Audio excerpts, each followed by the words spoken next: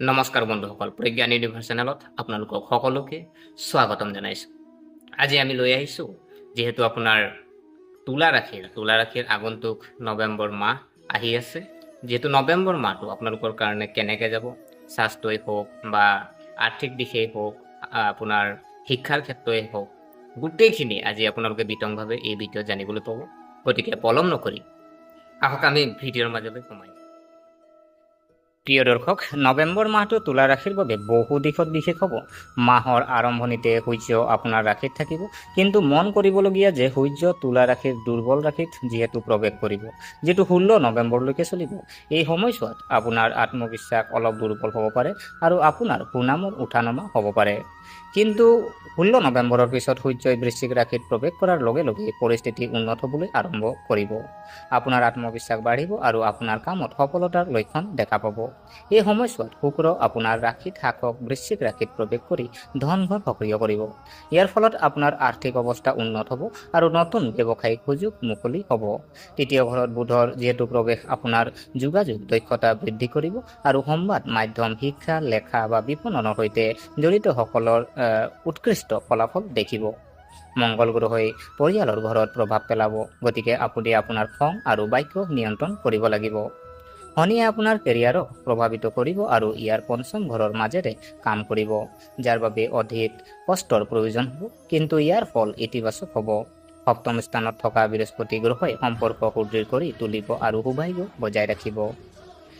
2025 চনৰ নৱেম্বৰ মাহত তুলা ৰাশিৰ বাবে এই গ্ৰহসমূহে কেৰিয়াৰৰ কিছু প্ৰত্যাহ্বানমূলক পৰিস্থিতি কঢ়িয়াই আনিব পাৰে, কিন্তু কঠোৰ পৰিশ্ৰমী আৰু আত্মনিয়ন্ত্ৰিত ব্যক্তিসকলে এই মাহত আকৰ্ষণীয় অগ্ৰগতি লাভ কৰিব।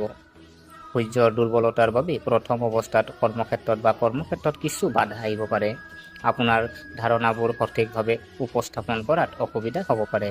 কিছুমান মানুহৰ ঊৰ্ধ্বতন বিষয়াৰ লগত মতানৈক্য থাকিব পাৰে, কিন্তু 16 নৱেম্বৰৰ পিছত সূৰ্যই যেনেকৈ বৃশ্চিক ৰাশিত প্ৰৱেশ কৰে, আপোনাৰ শক্তি আৰু সিদ্ধান্ত গ্ৰহণৰ উন্নতি হ'ব। কৰ্মক্ষেত্ৰত আপোনাৰ কামৰ শলাগ লোৱা হ'ব আৰু পদোন্নতিৰ সম্ভৱ। যদি আপুনি নতুন চাকৰি বিচাৰিছে, তেন্তে নৱেম্বৰৰ তৃতীয় সপ্তাহটো আপোনাৰ বাবে শুভ হ'ব।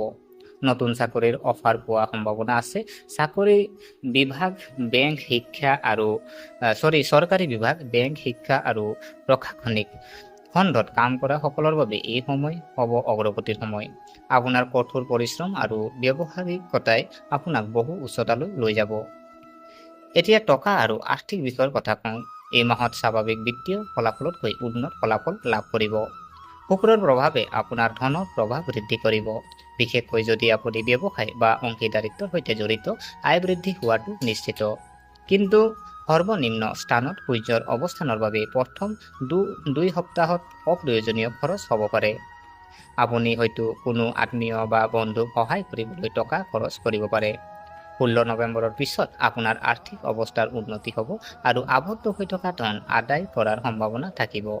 ষ্টক মাৰ্কেট, বিনিয়োগ বা ৰিয়েল ইষ্টেটত সাৱধানতাৰ পদক্ষেপ লওক, কিয়নো সৰু বিনিয়োগে লাভৰ সৃষ্টি কৰিব পাৰে। ব্যৱসায়ীসকলেও মাহৰ শেষৰ ফালে লাভ দেখিবলৈ পাব। আপুনি পাৰিলে মাহৰ প্ৰথমাৰ্ধত ধন সঞ্চয় কৰাত গুৰুত্ব দিয়ক আৰু 17 নৱেম্বৰৰ পৰা 30 নৱেম্বৰৰ ভিতৰত নতুন বিত্তীয় সিদ্ধান্ত লোৱাটো শুভ হ'ব। 2025 চনৰ নৱেম্বৰ মাহত তুলা ৰাশিৰ বাবে ব্যৱসায়িক ক্ষেত্ৰত অগ্ৰগতিৰ সময় হ'ব। অংশীদাৰিত্বত থকাসকলে নিজৰ সঙ্গীৰ সৈতে সম্পৰ্ক উন্নত কৰাটো প্ৰয়োজন। পাৰম্পৰিক সপ্তাহকেইটাত মতানৈক্য সম্ভৱ যদিও 15 নৱেম্বৰৰ পিছত এক সুষম পৰিৱেশৰ সৃষ্টি হ'ব। আপোনাৰ সিদ্ধান্তবোৰ দূৰদৰ্শিতাৰে ভৰি পৰিব। ৰিয়েল ইষ্টেট, প্ৰসাধন সামগ্ৰী, ডিজাইনিং, ফেশ্বন, আৰ্ট আৰু সৌন্দৰ্য সামগ্ৰীৰ সৈতে জড়িতসকলৰ বাবে এই মাহটো সোণালী মাহ হ'ব। বিদেশী দেশৰ সৈতে জড়িত ব্যৱসায়ৰ সৈতে জড়িতসকলে বিদেশী চুক্তি বা অৰ্ডাৰ লাভ কৰিব পাৰে। নতুন ক্লায়েণ্ট যোগ কৰা হ'ব আৰু পুৰণি ক্লায়েণ্টবোৰ আকৌ সক্ৰিয় হ'ব। লগতে এই মাহে অনলাইন ব্যৱসায় কৰা সকলৰ বাবে বৃদ্ধিৰ ইংগিত দিয়ে। প্ৰিয় দৰ্শক, শিক্ষা আৰু প্ৰতিযোগিতামূলক পৰীক্ষা, যিহেতু আপোনাৰ নৱেম্বৰ মাহটো ছাত্ৰ ছাত্ৰীৰ বাবে কঠোৰ পৰিশ্ৰমৰ পৰীক্ষা হিচাপে পৰিগণিত হ'ব। শনিৰ প্ৰভাৱৰ বাবে একাগ্ৰতাত কিছু বিক্ষিপ্ততা হ'ব পাৰে, গতিকে মনোযোগ বজাই ৰখাটোৱেই সৰ্বোচ্চ হ'ব।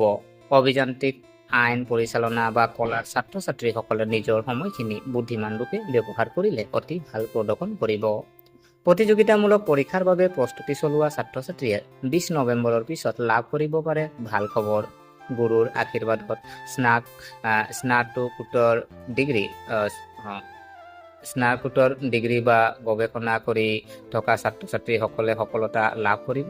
আৰু আপুনি পাৰিলে ৰাতিপুৱা পঢ়া শুনা কৰাৰ আগতে ওম বুধাই নমঃ জপ কৰক। ইয়াৰ ফলত একাগ্ৰতা আৰু স্মৃতিশক্তি দুয়োটা উন্নত হ'ব। প্ৰেম আৰু সম্পৰ্ক যদি চোৱা হয় 2025 চনৰ নৱেম্বৰ মাহটো তুলা ৰাশিৰ বাবে জীৱনৰ বাবে মিশ্ৰিত সময় হ'ব। শুক্ৰ আপোনাৰ দ্বিতীয় ঘৰত আছে, যিটোৱে সম্পৰ্কবোৰ মধুৰ কৰি ৰাখিব। কিন্তু সূৰ্যৰ দুৰ্বল অৱস্থানে ইগৰু সংঘৰ্ষৰো সূচনা কৰিব পাৰে। গতিকে সংগীৰ সৈতে হোৱা কথা বতৰাত কোমলতা বজাই ৰাখক। অবিবাহিতসকলে এই মাহত বিশেষ কাৰোবাক লগ পাব পাৰে, যিয়ে তেওঁলোকৰ জীৱনলৈ নতুন সুখ কঢ়িয়াই আনিব। বিবাহিত জাতক জাতিকাৰ বাবে এই মাহটো সম্পৰ্ক উন্নত কৰাৰ সময়। স্বামী স্ত্ৰীৰ মাজত আৱেগিক বন্ধন বাঢ়িব, পৰিয়ালত শান্তি বিৰাজ কৰিব। কিন্তু মাহৰ প্ৰথম সপ্তাহত সৰু সৰু কথাবোৰক লৈ মতানৈক্য হোৱাটো সম্ভৱ, গতিকে ধৈৰ্য ধৰিব লাগিব। প্ৰিয় দৰ্শক, পৰিয়াল আৰু সমাজ যদি চাওঁ, পৰিয়ালৰ দৃষ্টিকোণৰ পৰা এই মাহটো বহুলাংশে শান্তিপূৰ্ণ হ'ব। প্ৰথম সপ্তাহত দেউতাক বা বয়োজ্যেষ্ঠসকলৰ স্বাস্থ্যৰ যত্ন ল'ব লাগিব। মংগল গ্ৰহৰ প্ৰভাৱৰ বাবে কেতিয়াবা কথাত কঠোৰতা আহিব পাৰে, যিয়ে অজানিতে কাৰোবাক আঘাত দিব পাৰে। আপুনি আপোনাৰ পিতৃ মাতৃৰ পৰা সহায় লাভ কৰিব। আপোনাৰ ভাই ভনীৰ সৈতে সম্পৰ্ক মজবুত হ'ব। পাৰিবাৰিক উদযাপন বা অনুষ্ঠানত অংশগ্ৰহণ কৰাৰ সুযোগ পাব পাৰে। আপোনাৰ সন্তানৰ পৰা ভাল খবৰ পাব। মাহৰ মাজভাগত গ্ৰহ শান্তি বা হনুমান চলিচা আবৃত্তি কৰিলে অত্যন্ত লাভজনক হ'ব। বিবাহ আৰু বিবাহিত জীৱন যদি চাওঁ, বিবাহিত জাতক জাতিকাৰ বাবে 2025 চনৰ নৱেম্বৰ মাহত হৈছে সম্পৰ্ক বুজি পোৱা আৰু শক্তিশালী কৰাৰ সময়। প্ৰথম অৱস্থাত আপোনাৰ পত্নীৰ স্বাস্থ্য দুৰ্বল হ'ব পাৰে বা তেওঁলোকৰ মেজাজৰ উঠানমা হ'ব পাৰে, কিন্তু শুক্ৰৰ শুভ প্ৰভাৱে 15 নৱেম্বৰৰ পিছত আপোনাৰ সম্পৰ্কত মধুৰতা যোগ কৰিব। বিবাহৰ কথা চিন্তা কৰা সকলৰ বাবে এই মাহটো এংগেজমেণ্ট বা ৰিলেশ্যনশ্বিপৰ আলোচনাত আগবাঢ়ি যোৱাৰ বাবে উপযোগী হ'ব। উপযুক্ত জীৱন সংগী বিচাৰি পোৱাৰ সম্ভাৱনা আছে। সপ্তম স্থানত বৃহস্পতিৰ অৱস্থানে সুখী বিবাহৰ ইংগিত দিয়ে। আপোনাৰ স্বাস্থ্য যদি চাওঁ, নৱেম্বৰ মাহত আপোনাক স্বাস্থ্যৰ ক্ষেত্ৰত সাৱধান হ'বলৈ পৰামৰ্শ দিয়ে। আৰু সূৰ্যৰ নিম্নতম স্থানত থাকিলে ভাগৰুৱা, মূৰৰ বিষ, চকু বা পেটৰ সমস্যা হ'ব পাৰে। মানসিক চাপৰ বৃদ্ধিও পাব পাৰে।